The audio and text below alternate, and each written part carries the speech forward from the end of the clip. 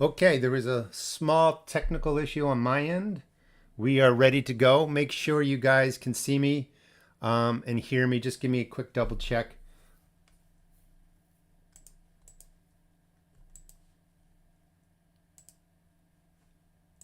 I'm just popping out the chat and we'll get going.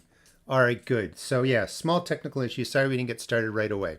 So this is Garden Grounds. I do this every second and fourth Thursday of the month at 11 a.m. And I stay on for about 30 minutes, 45 minutes, and I just answer your garden questions.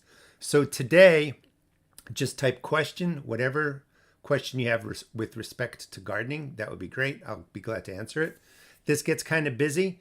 If you like this format, I do this 4 or 5 times a month for an hour under my perk memberships. It's $3.99 a month. There's different tiers, but essentially do a mentoring garden Q&A and talk about a light subject and really just answer all your questions. Talk about what I'm doing in real time, but you can find perk memberships on my main YouTube page, The Rustic Garden, in any video description. You'll see people with stars next to their name.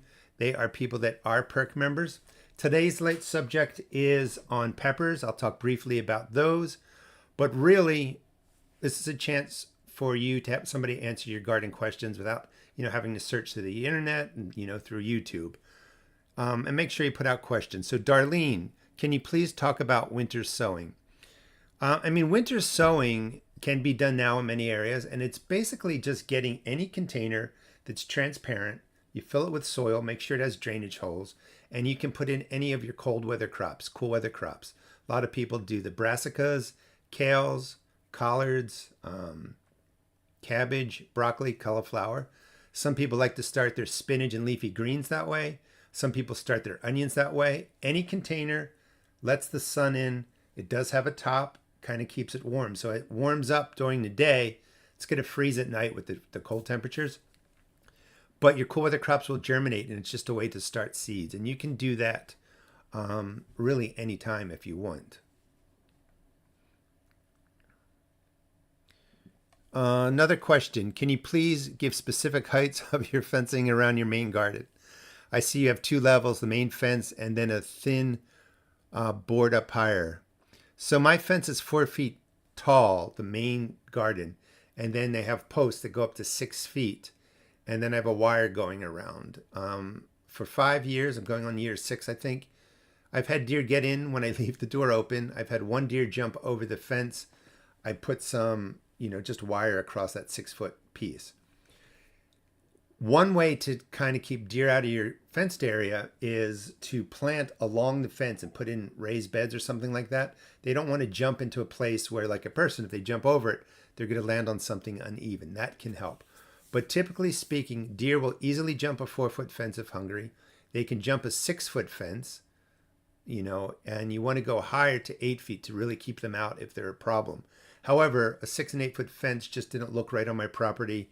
So I designed the 4-foot fence with the ability to put wires going across for that next 2 feet. And then I have lots of stuff planted along the inside. So the only place they actually jumped was over the gate to where there was a clear path. So, maybe that will be helpful. Girl Foliage, can you please do a video on the 3 varieties of cucumbers?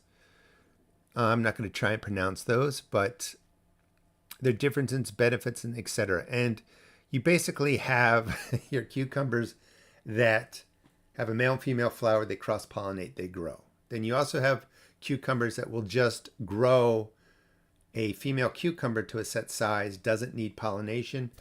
Don't know what the third one is, and maybe that would mean I'm not the best guy to do a video on that.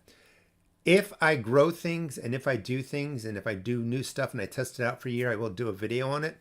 I would have to look those up, grow those types of cucumbers, and then do a video. So it probably would not be this year.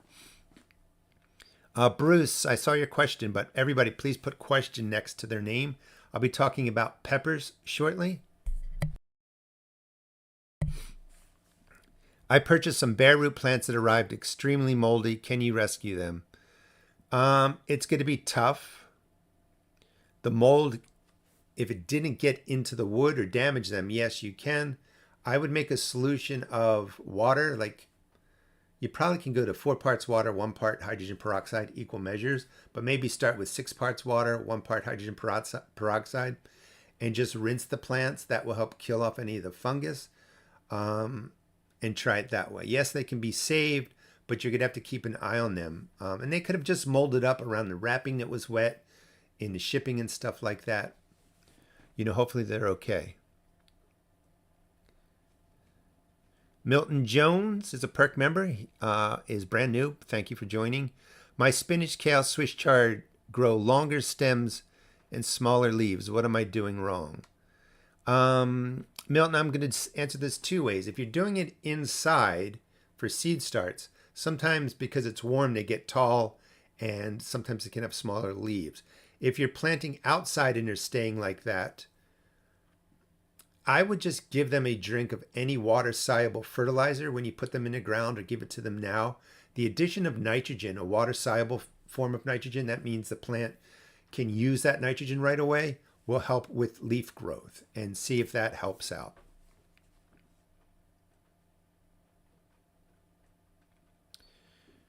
Travis, I'm in upstate New York and have my raised beds and 1 in-ground bed tarped, buried in the snow. I will transplant the first week of June.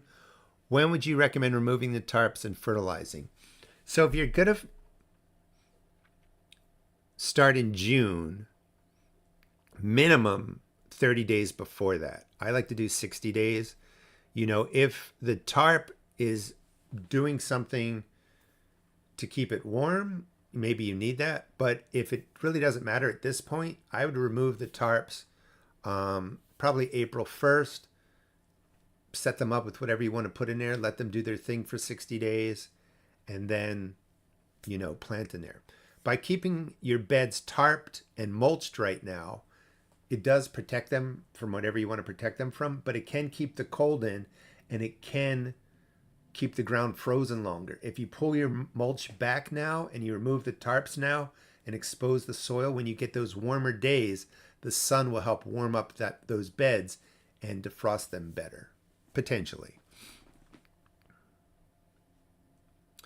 Vanessa, I've heard about revitalizing soil using charcoal. Your thoughts? It's not necessary.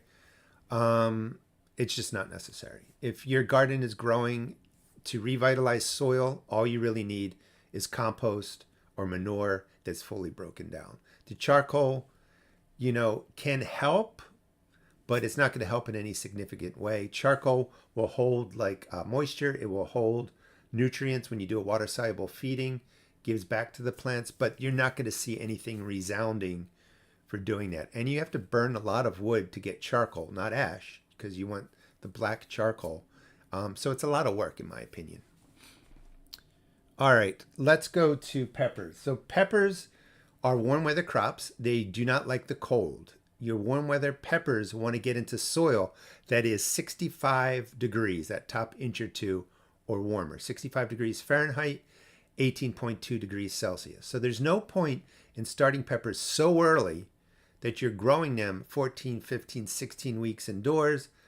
The earth isn't ready for them to go outside. You have to hold them in containers. They start to flower, they start to fruit, and you mess up things. So you're always starting your pepper transplants based on the date you want them to get into the soil.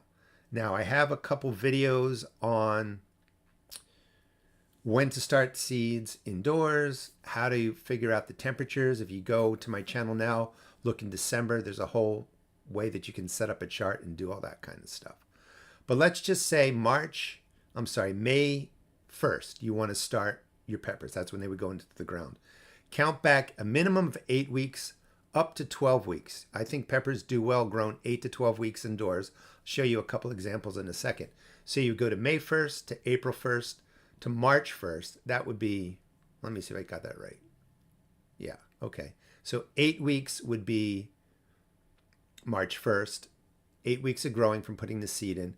That's going to get you a pepper, about this size. That's fine. I like them to be older, so I started mine back in February, even before that. Well, let me rephrase that because people get confused. I started the peppers that I wanted in the beginning of February and middle of February. Those are the peppers that will grow to the size to actually go out in my garden. I've grown peppers starting November 27th, so I can show you examples. So keep that in mind. So these are peppers that were started on January 26th. What is today? Today is the 27th. They're 4 weeks old. They were started as seeds on the 26th. Just a side note, this is my super hot. Only one has come up. It's a habanero. Super hot peppers take longer to grow, so you definitely want them started 10, 12, even 14 weeks indoors before they go outside. So after 4 weeks of growth, these guys look pretty good. You know, on March 27th, they'll be 8 weeks. On April 27th, they'll be 12 weeks. I'm shooting for 12 weeks. My plants will go in towards the end of April, beginning of May, and that's a perfect size.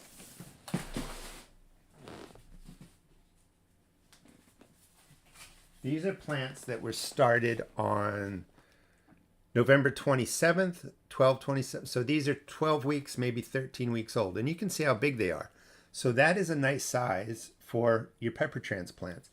When you're growing peppers and you're growing them to size, you want these larger containers. These are large containers, medium containers, just for reference. This is your standard small cell. That's the large cell.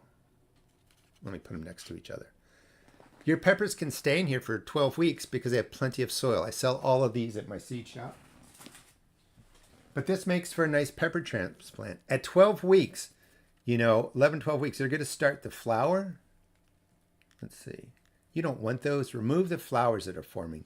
You don't want your pepper putting energy into flowers and then fruit. They're self-pollinating, so they'll start forming fruit. The whole goal, these need to be watered a little bit too. The whole goal is to get these into the ground when it's warm, the roots take off, give the plant a message to grow great upper growth, and then they get going. You don't want to be growing flowers and peppers at this point. So generally speaking, 8 to 12 weeks from the day that you want to put them into the ground. I'll talk more about peppers in a second. Let's see.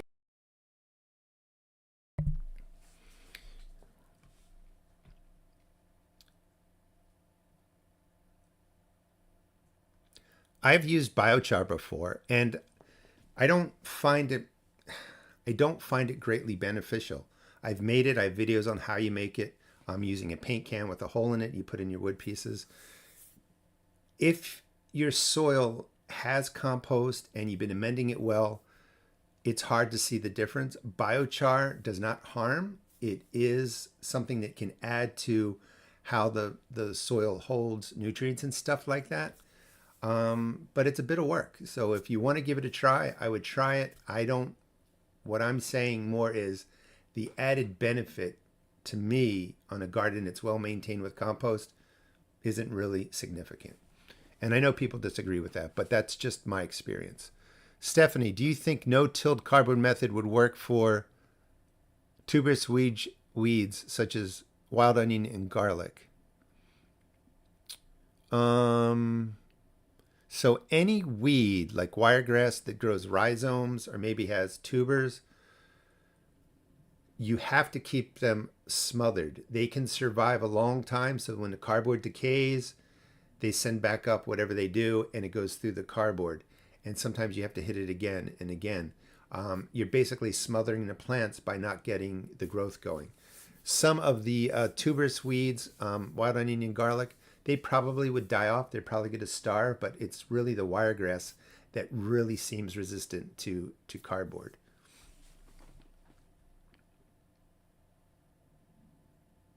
Oh, let's see. So if I miss your question, please throw it out there again. If you want to do a super chat, that will bring your question up to the top. I'll go, for 30 or 45 minutes, but a lot of people roll in. April Garcia is new. Thanks for joining Perk members.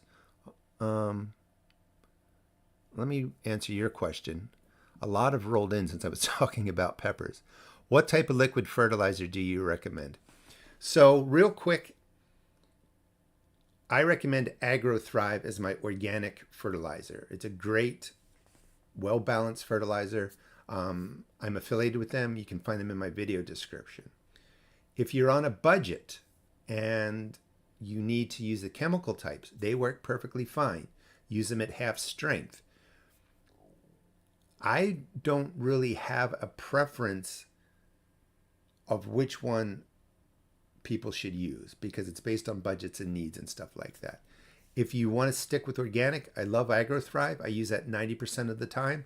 I will use a chemical type fertilizer for emergencies and maybe once a year to get the plants off to a great start in the beginning. So I use a combination of both. Alaska fish emulsion is pretty good, but it's a 5-1-1 NP and K. AgroThrive is a little bit more balanced, and I like the higher phosphorus and potassium. All right, going back to the top here, and I'll try and get through as many as I can. I'm in upstate New York. Oh, wait, we did that one. Charcoal, did that one. Kay asks, hi, I'm new here. How often do I water the seedlings I just started the day before yesterday and haven't watered them since then? I'm so nervous and excited. Don't overwater. You want to water your seed starts when the soil gets back to its light color. The top will always dry first. Moisture will be down here. You want the top to dry. A saturated soil looks like these peas. And you can see the difference. See how dark they are? You want this to dry on the top. So when the top dries and looks like this, I bottom water. I have tons of videos on that if you want to go to my channel. And the water seeps up through the holes. It'll look like this. Then I wait again until it goes from this dark brown to this light brown color. Keeping your soil saturated dark 24/7 can cause damage to your plants. Not all the time, but it can. Monica, do you have a preference between wood raised beds and metal raised beds? No. There is a old myth that lumber treated nowadays is bad for you. Nowadays, really for the last 20, 25 years, they've been copper treated. Before that, they were arsenic treated. That was a problem. The copper in wood beds helps your beds not rot, and they're going to last a good 7, 12 years, depending on where you live. If you use untreated wood, they're going to rot. If you don't want to use pressure-treated lumber, I recommend metal beds. They're going to last 15, 20 years. So you are spending up, but you're going to have beds that are going to last much longer for you.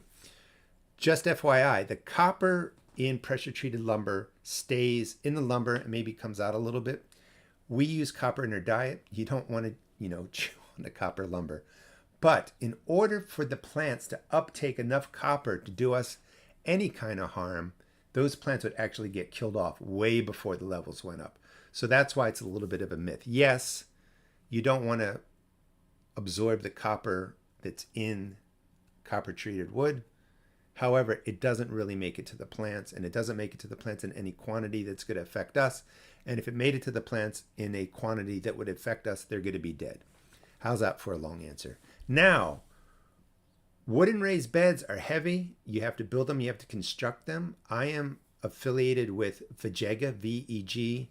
Let me write it down. They have sales all the time. If you go to any of my videos, you'll see links to them. If they're not already having a great sale, you can use my code to get some money off of them.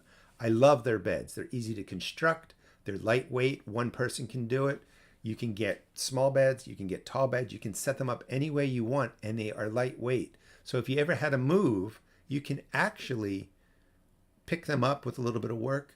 You could take them apart. You could put them into a truck or whatever, and you could take them to where you're going. I really like the metal raised beds.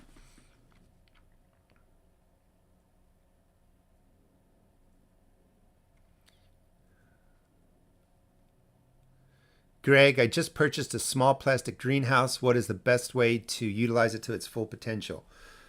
You want to make sure, number one, it is so secured to the ground, and then it's so secured to the ground times 2. 20-mile-an-hour wind can lift them up and knock them down. So first thing, secure them. Second thing, you can start a lot of seeds in there. Cool weather crops can take the heat. They can take the frost. That's what I'm trying to say. You can start your flats in there.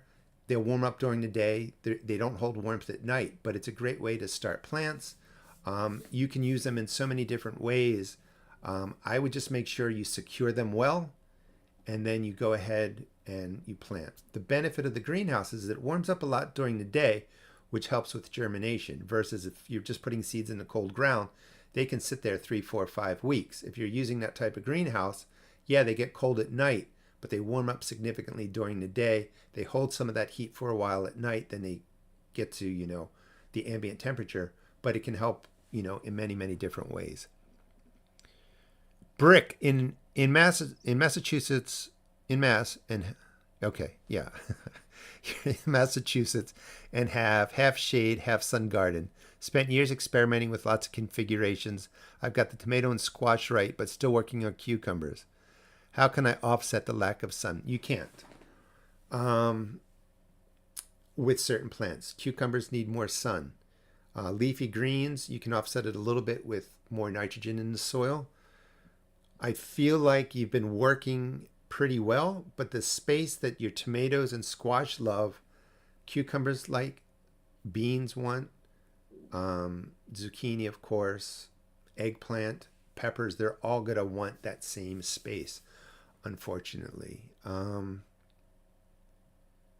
can't really offset the lack of sun.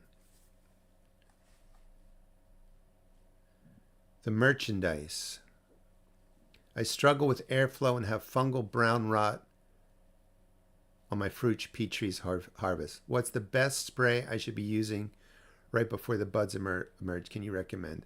So fruit trees are a struggle in many areas. I use organic sprays and I use chemical sprays. For the brown fungus, the brown rot, I think it's called brown rot, Daconil, it's chemical. You have to look it up, decide if you like it. I don't mind using that on the leaves of my trees before the blooms and all that kind of stuff start. It helps keeps the brown rot away.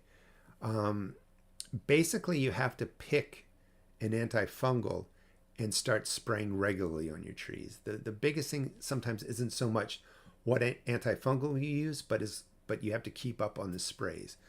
And you can research them. Daconil I like initially before the fruit is there.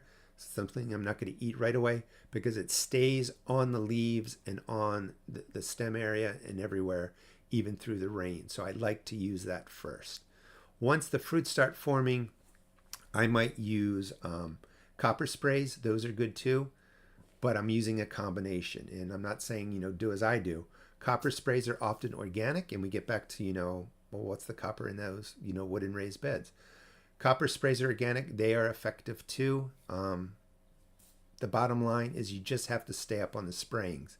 If you have the brown rot coming to peaches, they're going to come every year. And it's not really, just so you know, it's not a question of airflow. I have really pruned some peach trees. They still get it.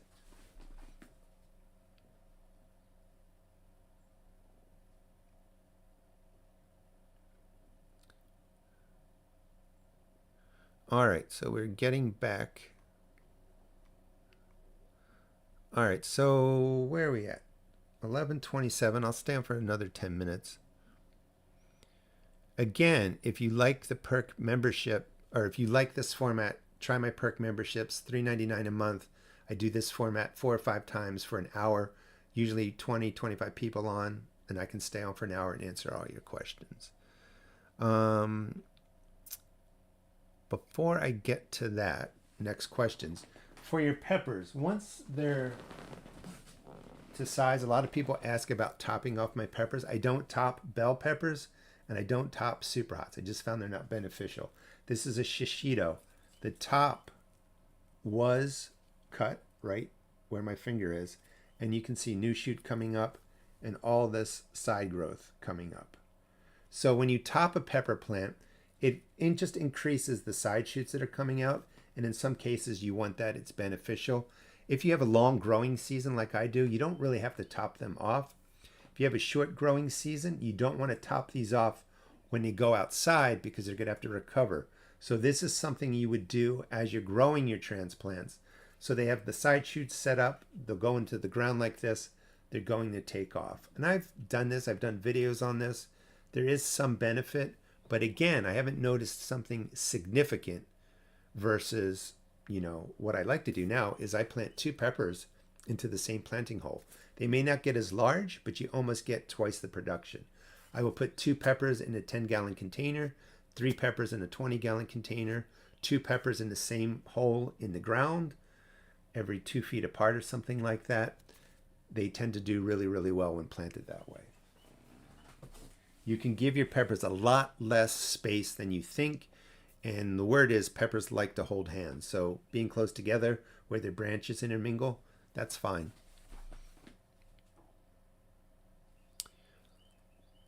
Flossie, I grew sweet Marconi peppers and bell peppers last year for the first time they have spoiled spots and fall off. I don't know what I'm doing wrong. I think you're describing maybe a fungal issue that comes to the leaves in the peppers. One, if it is, you need to use an antifungal spray on your peppers, but it's hard to know without seeing it. If they were growing in containers, they may have had a lack of calcium and they could have gotten a blossom end rot. You just want to make sure there's some lime in your container soil. Otherwise, it's hard for me to know without having all the details. Habaneros may not be the super hots, but hot peppers from habaneros up from whatever to the super hots like ghost peppers and scorpion peppers really like a longer time to grow. Matt, can I plan to transplant pepper seedlings into the ground in July after I pull my garlic out, or is that too late in the season for them to be productive? That's really too late, especially if I'm in Maryland Zone 7. You can tuck the peppers in there while other stuff is growing. They'll be okay. They have different root systems. You really want your peppers to get in May so that you get a full season. Erica, I just talked about topping peppers. Milton, when do I take the seedlings off the heat mat after they sprout? So I only use a heat mat. My grow room is behind me, 65 degrees Fahrenheit about in my house. I use a heat mat only for sweet potatoes to get them to form slips and peppers. Everything else does not get a heat mat. If you use a heat mat on your cool crops, your brassicas, lettuce, spinach, that's going to get them to germinate quickly and just get tall and leggy. So I wouldn't use a heat mat if you're doing it in the house. If you're using a heat mat because you're in a garage or a basement that's at 55 degrees, that's fine.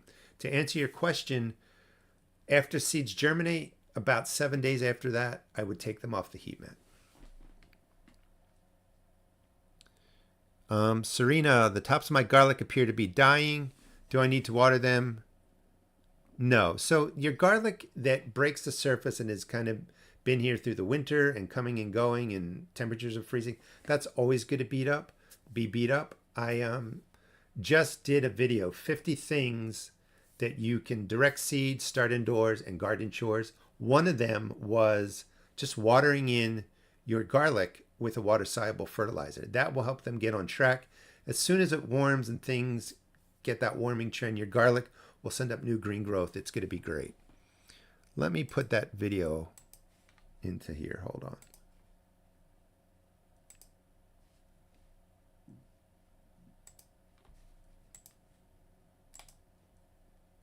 So this is the video that I just did.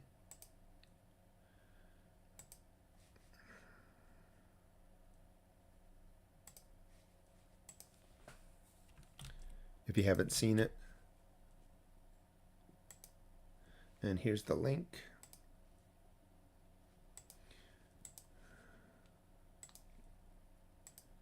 All right, pop out this chat here.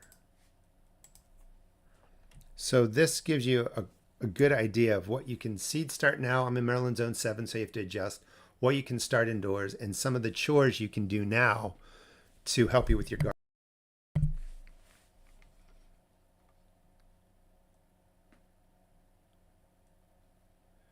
Karen, how do I prevent overwatering my pepper seedlings? I'm growing them 32. How do you prevent them? Um, you you water less. I don't want it to sound smart, but you prevent it by just watering less.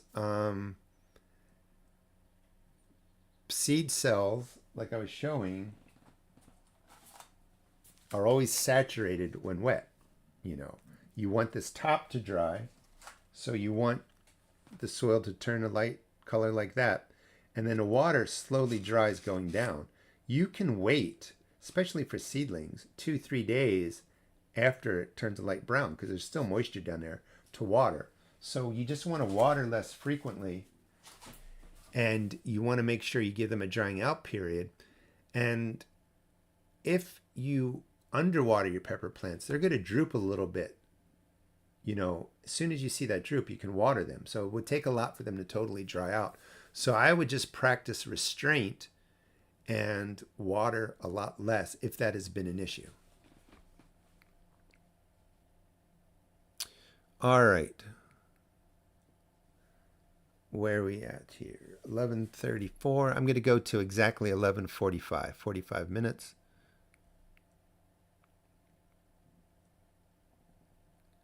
And make sure you put question out there. And there's a lot of people here today, which I love, but I'm not going to be able to answer everybody's question.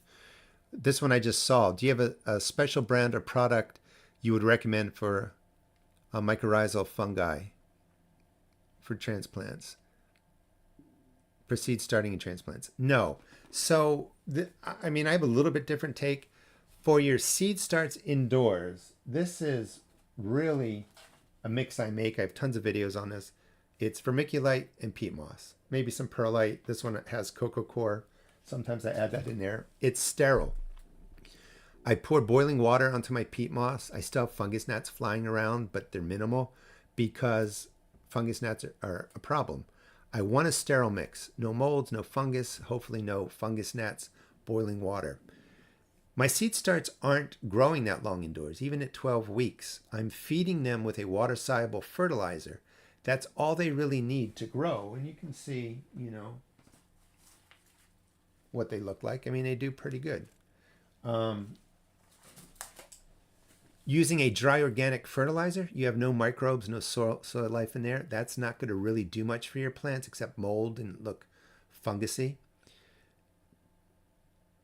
To get to your question, adding that into seed start mix, there's not enough time really for that to really form and do anything. It's not going to create layers. You're not going to have the microbes. So I would just skip it. I mean, it's fine to add into your container gardens where they're sitting for months outdoors, and that will help them kind of go and get started. But for seed starts, I want a sterile mix. I don't want anything in there. I don't care about the soil life except for once they're transplanted. And once they're into my garden and into my containers, I want all the great soil life and fungi and mycorrhizae and all that to do its thing. And, you know, I take care of that by just adding lots of compost to the garden. But I don't have a brand, I mean, that I would pick if I was doing that. Soup, very new gardener here for first season building a 4 foot by 8 foot, 20-inch high raised beds.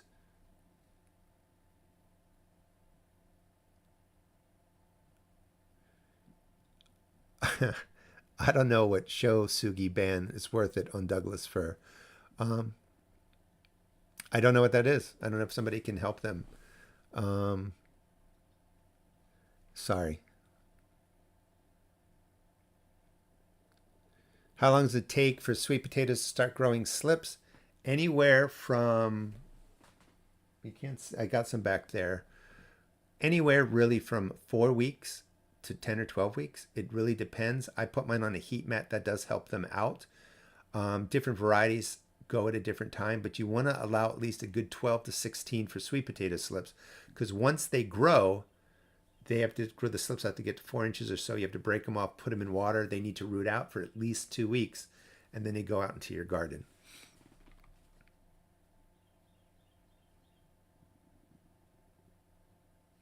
Farmer Marshall. I'm planning a vegetable garden expansion in an area of my yard that has a bunch of weeds. Many of the weeds are wild violets. Would burning the area be a good way to clear it? So I have wild violets that come up. I found the only way to get rid of them is to dig them up. They're just good growers. Burning them usually just takes care of the top. The roots of problematic weeds stay intact. They take off and they come back. I probably would go. If burning is easy for you, it's one way to cut it, but really just taking a weed whacker and shredding them down to level is the same as burning them. The heat's not going to get down there enough. And then a layer of cardboard, put your stuff down, build around that, and that can help. But I really found for those, they came up in my garden. I dig out the patches when they come up, and after a couple of years, you get a handle on them. Is it better to start kale, spinach, lettuce outdoors at this point? No, because the ground is still cold, and you can, I put lettuce and spinach seeds in, so yes, you can go ahead and do that. They're still going to take longer to germinate because the ground is cold. That top couple of inches, 2.5, 5 centimeters, is still cold, so they germinate more slowly. Cool crops germinate better than the warm crops at this point. If you started them indoors, you could grow them indoors for 4 weeks or 5 weeks. They're going to sprout quicker and they're going to be bigger so that you can then move them outside when it warms, and those plants would be larger. But I recommend putting some seeds out now outdoors, starting some inside. You want them to be at different levels, at different growth levels. So, and the reason being is if you do 50 romaine seeds out there at the same time, are you going to be able to eat 50 romaine heads of lettuce at the same time? Probably not. So we start some indoors, get a jump. Those 6 or 12 go out. When I put them out, I put some seeds down. They'll mature after I harvest those. A couple weeks later, I'll put some other seeds down. So you're always seeding and transplanting so that you have in succession, so that you have a longer harvest over a long period of time. You can prune your grapes now. You want to prune them before they start sucking water in. They're going to drip if you prune them when they're active, but you can prune them now.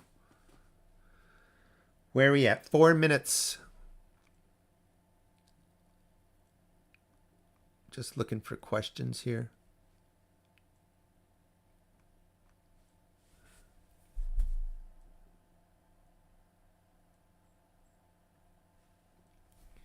Bruce, I'm told by a friend who has been gardening many decades to inoculate my beans and peas. No, it's a specific inoculant, and you can search it, bean or pea inoculant. It's a fungi that creates a symbiotic relationship with the roots and stuff like that. I don't do that. I've tried it. Didn't make a difference. It exists in the soil in different places. If you've planted peas, like you've put down 50 pea seeds and 6 came up, and you put down, 20 bean plants and only 3 came up, or they struggle, then I would worry about inoculating. That can help. But I've experimented with it. It really made no difference. I've just direct seeded probably 100 peas into my garden yesterday, and they're going to be fine.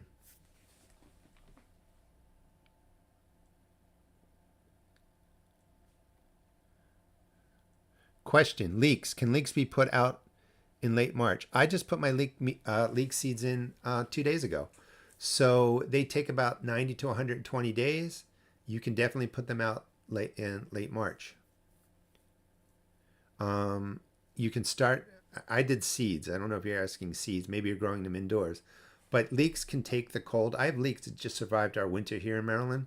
So you can definitely put transplants out really any time. And you can even seed them if you want. Well, Kimmy wrote in all caps, but if you throw question in front, it's easier for me to see. Do you recommend adding live microbes to a cold barrel composter that you spin daily? You can. That does help because you don't really have anything traveling there. Or you can throw in some dirt from your garden, from your better soil, or you can put in some compost from your area. That's going to bring in a lot of the microbes anyway.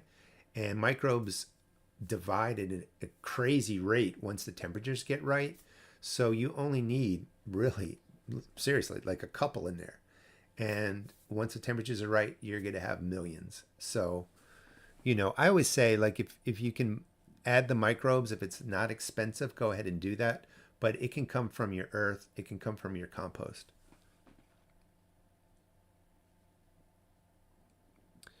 So my strawberries are all coming up. If you guys go to this video, that link takes you to 50 things to do now. Seed starting, growing plants indoors, and garden chores. One of them is what I do with my strawberry plants. Maryland Zone 7, I have a lot of plants that have green growth going.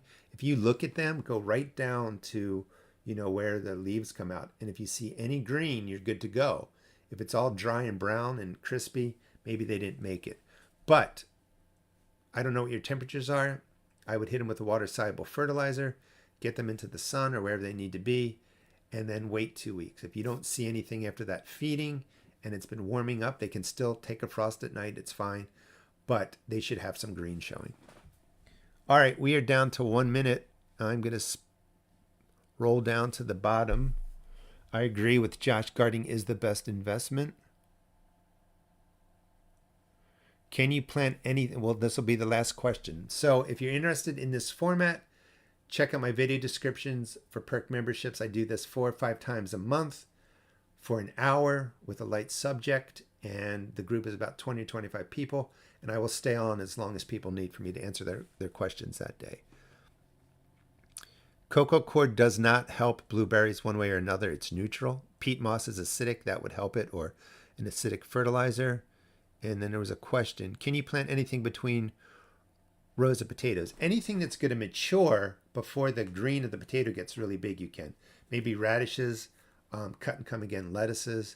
But anything that will mature before getting covered by the peas, you can go ahead, or the potatoes you can put in there. And even in saying that by mistake, you could probably put peas in there if they're going to outgrow the speed of the pepper and outgrow the speed of the potato and be above it. But usually you're growing something that's going to.